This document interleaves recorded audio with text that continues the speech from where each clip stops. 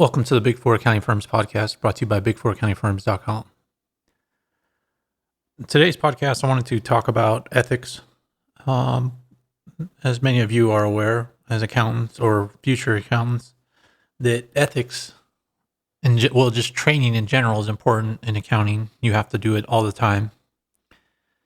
There's always some kind of training, whether it's internal to Big Four or for your CPA or whatever accreditation you have across the world. You have to do continual learning. Well, I was recently doing some ethics training and thinking about all the issues that we see in the news for accountants. We spoke about it here recently about all those partners at KPMG that got fired and faced a lot of legal issues. They didn't do the right thing. They did the wrong thing, and they've probably been doing the wrong thing for a number of years. But why did they do it? And I'm watching this ethics training, and it's talking about why do people do the wrong thing? Is it because they don't know they're doing the wrong thing? No, that's not the case. Most people know that. And this isn't breaking news either. People know this.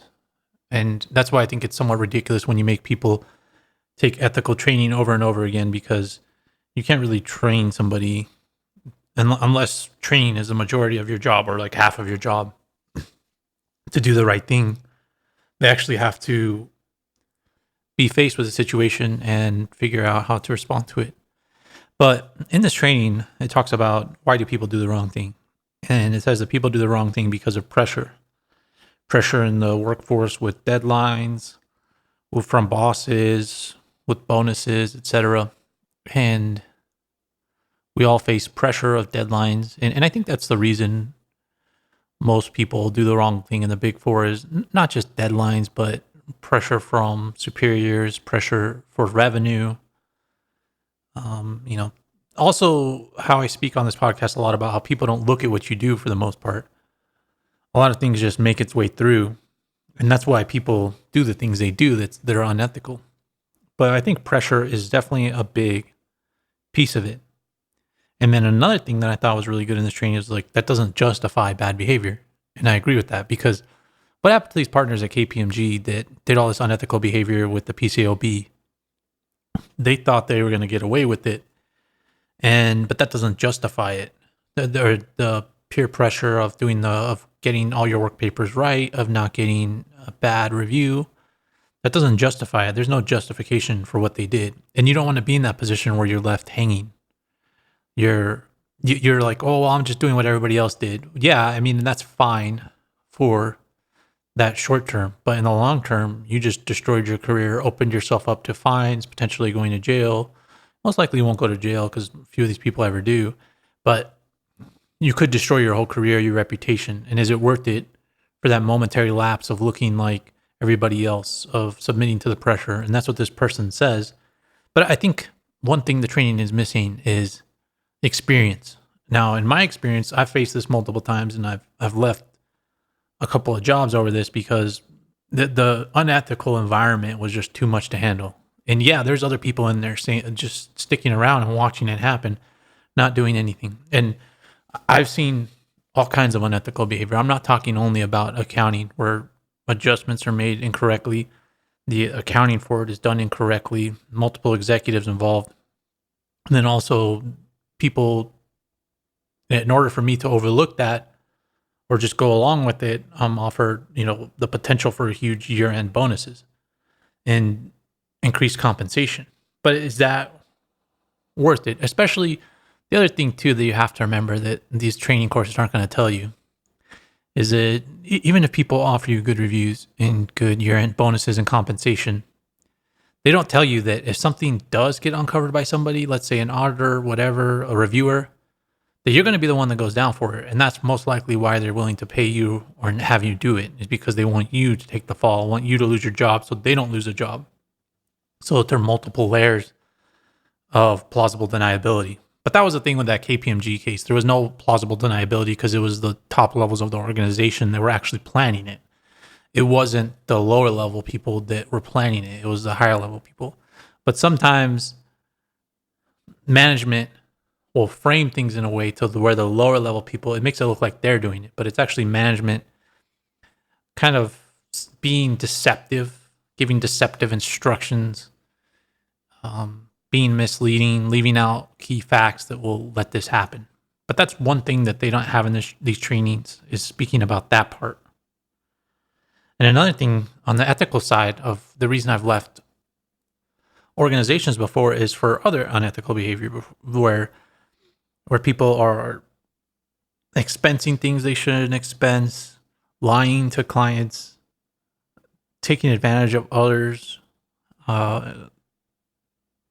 inappropriate behavior like sexual harassment done out in the open, people not showing up to work. And it's just, you don't have to be in those environments. And in this training that I'm taking, they also said that you don't have to, that a lot of people, what they say is that they can't leave because where are you going to make this much money? Well, in Big Four accounting, you don't really have the opportunity to say that unless you're in a small city, because there's other Big Four accounting jobs, there's other industry jobs, there's other jobs that are going to be out there. And you might not have a straight career path if you leave your current place of employment, but it's better than starting an unethical path and destroying your career and livelihood and also your mental health, because you're going to have to live with all these unethical behaviors. So I think it's good. It's good to take these trainings, but I think it's also good to add a little bit more experience into it.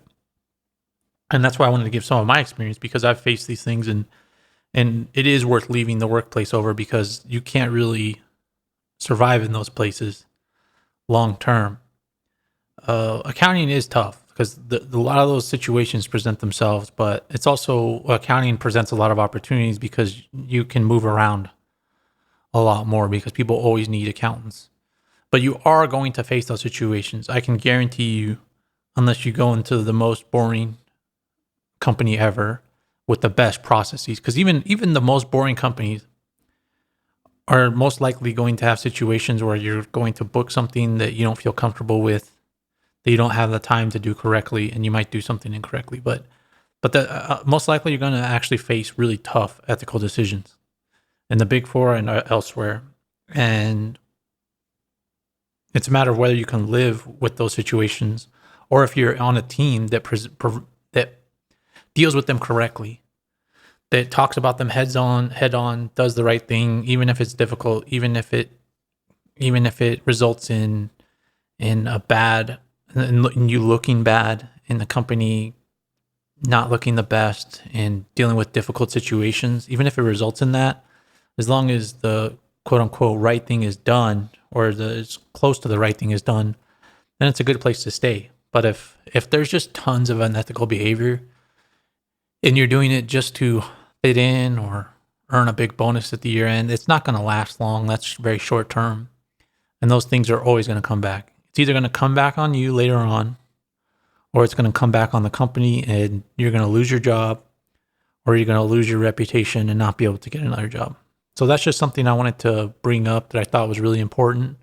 Something I'm going through right now that I don't necessarily think about it that much because I'm doing this training. And I wanted to speak to people about it, to give a little bit more light onto what people might be seeing in their ethics training in the future. But that's the podcast for today. Make sure to subscribe to this podcast to get future updates, and check out the show notes for useful links. Thanks for listening.